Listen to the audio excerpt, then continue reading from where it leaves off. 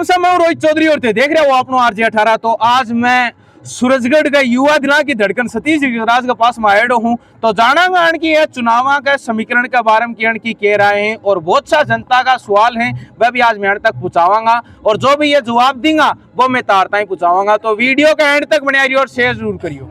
राम राम साहब, सबसे पहले तो आपनो RJ 18 में थारो बहुत बहुत स्वागत है। बहुत धन्यवाद और आपको ढेर सारी शुभकामनाएं नवरात्रि के सप्तमी की रात को। और अपन महाराणा माता मंदिर पे मिल रहे हैं। आपको और आपके सभी व्यूवर्स को ढेर सारी शुभकामनाएं। तो सूरजगढ़ विधानसभा के अंदर टाइम जो भाजपा को बिखराव चल रहे हो तन के लागे है, बार जो झुंझुनू की लोकसभा की सीट है वह भाजपा पक्ष में जा पावे या नहीं जा पावे?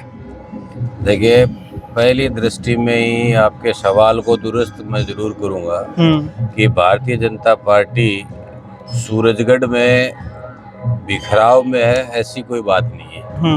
व्यक्तिगत किसी की आपस के अंदर हो सकती है कि कोई अनबन हो, पर लोकसभा चुनाव में और ये जो 2024 का लोकसभा का चुनाव है, ये चुनाव पूरे देश की जनता ने नरेंद्र मोदी जी को तीसरी बार इस देश का प्रधानमंत्री बनाने के नाम पे और पिछले 10 वर्ष में जो उन्होंने काम किए, उन कामों की सफलता और इस देश का जो बढ़ता हुआ मान है उसके लिए वोट करेंगे। और भारतीय जनता पार्टी एकजुट, एक मंच पे और एक राय होकर के ये चुनाव लड़ रही है। और उसी का नतीजा है कि कल झुंझुनू जिले में अलग अलग स्थानों पे सुबह राजेंद्र राठौड़ साहब का हेलीकॉप्टर उतरेगा, एक राजपूत समाज की मीटिंग है। दोपहर में हरियाणा के मुख्यमंत्री नायब सिंह जी सैनी का हेलीकॉप्टर उतरेगा और शाम को हमारे यशस्वी मुख्यमंत्री भजनलाल शर्मा जी का हेलीकॉप्टर फतेहपुर में। तो प्रचार प्रसार और कार्यकर्ताओं का जो काम है वो बिल्कुल परवान पे है और नरेंद्र मोदी जी के नाम पे, भारतीय जनता पार्टी के नाम पे, फूल के निशान के नाम पे और शुभकर्ण चौधरी जी की जो अच्छी छवि है, किसान के बेटे हैं, तो उनके लिए झुंझुनू पूरा मन बना चुका है कि भारतीय जनता पार्टी जीतेगी। अच्छा, तो अब ते बताइए कि तड़के राजेंद्र राठौड़ जी और उनके साथ साथ नायब सिंह जी आने लग रहे हैं, तो तन कौन लगे कि बार हीरा खातर बालकनाथ जी ने सक्रिय कर रखा है। उधर जगह राजपूत पक्ष की आप बात करा उठे राजेंद्र राठौड़ जी, और जगह आप बात करा माड़ी समाज की तो खातर नायब जी सैनी। तो तन कौन लगे कि भाजपा कटेन कटे या कोई जातिवादी को संदेश है कि यह कारण वो चुनाव जीत सके? देखिए, ये सवाल में ही आपका जवाब है कि भारतीय जनता पार्टी दुनिया की सबसे बड़ी पार्टी है और जिसमें दुनिया के सबसे लोकप्रिय नेता नरेंद्र मोदी के रूप में हमारे साथ हैं, जिनका नेतृत्व भारत को पिछले 10 वर्ष से मिल रहा है। और उसमें भारत देश पूरी दुनिया के अंदर विकसित राष्ट्र की श्रेणी में जाने के लिए अपने कदम आगे बढ़ा रहा है।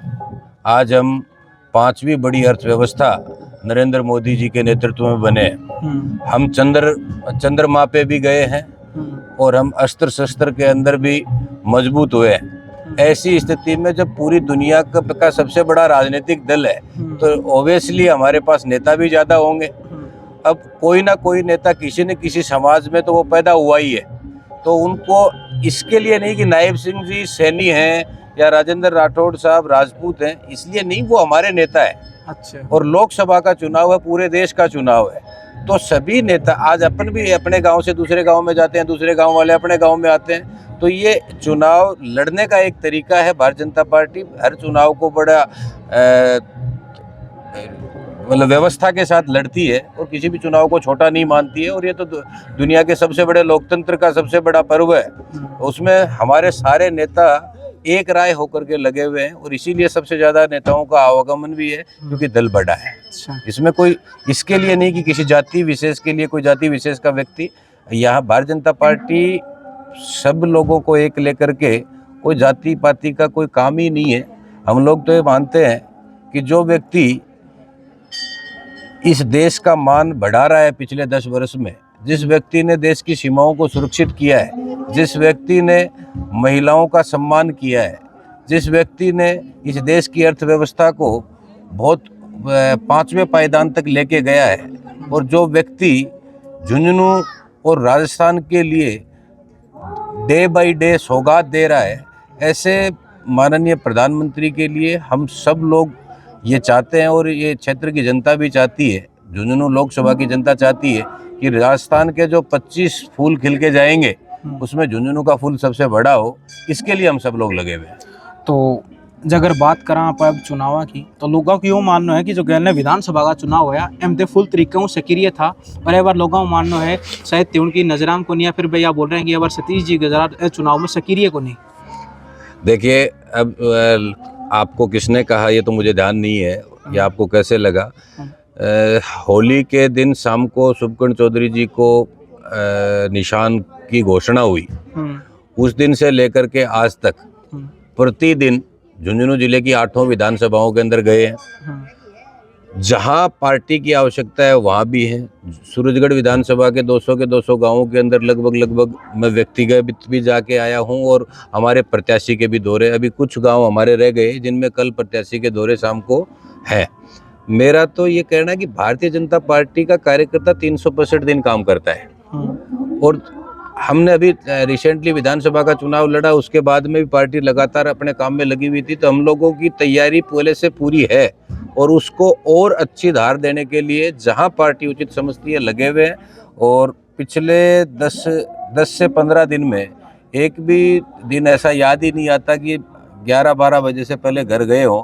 और आज अभी आपका इंटरव्यू भी अपन महाराणा माता मंदिर पे कर रहे हैं, यहाँ जागरण का कार्यक्रम और हम सारे युवा यहाँ बैठे हैं। तो आप इससे समझ सकते हो कि हम हमारे काम में कहीं कोताही नहीं बरत रहे। और सतीश गुजरात भारतीय जनता पार्टी का कार्यकर्ता है, जहाँ का पार्टी कहती है वहाँ काम करता है, इसमें कोई दो राय नहीं है। तो ए बार जो यमुना नहर समझौतो हुयो है, तो ताने ए बार के ला गयो सिर्फ एक चुनावी नारो रहेगो, या फिर जनता ना हकीकत में को पानी मिलेगा? देखिए, सबसे पहले तो ये झुंझुनू जिले के लिए सौभाग्य का विषय है कि 30 साल से केवल नहर का नाम सुन रहे थे, जिसमें केवल 2 सरकारों की बैठ के बात तक नहीं हो पाई।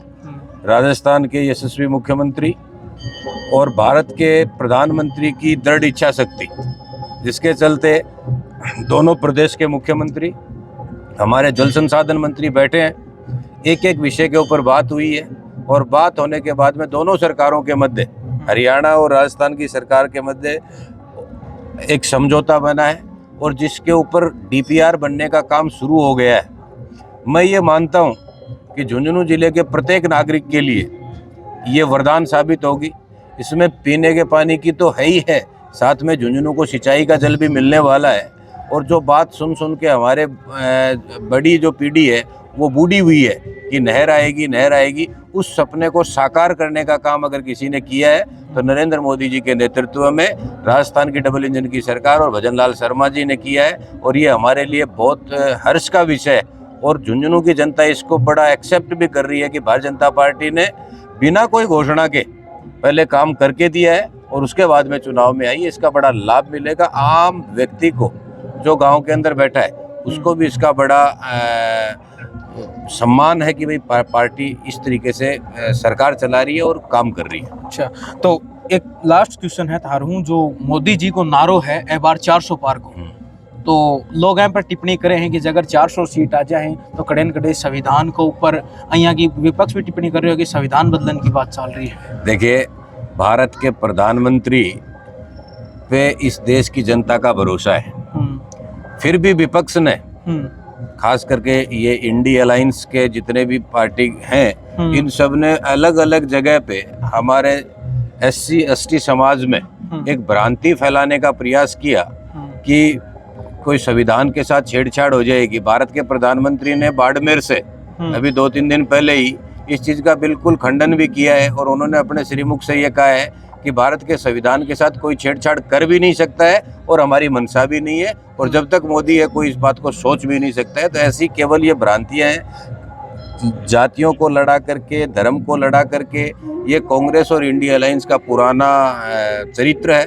भारतीय जनता पार्टी ऐसा कोई काम नहीं कर रही है, और उसमें भारत के प्रधानमंत्री जी का जब संबोधन में ये इसका जिक्र हो चुका है, तो अब मुझे नहीं लगता कि इस सवाल का भी कोई मायने बचे होंगे। अच्छा, थारो आपनो RJ 18 ने इतनी कीमती वक्त देने खातिर बहुत बहुत आभार। आपकी पूरी टीम को ढेर सारी शुभकामनाएं, आप जनता के साथ, और जनता के मुद्दों को उन तक पहुंचाते हो। आपके चैनल के मैं उज्जवल भविष्य की कामना करता हूं। आप सब लोगों को दोबारा नवरात्रि की ढेर सारी शुभकामनाएं।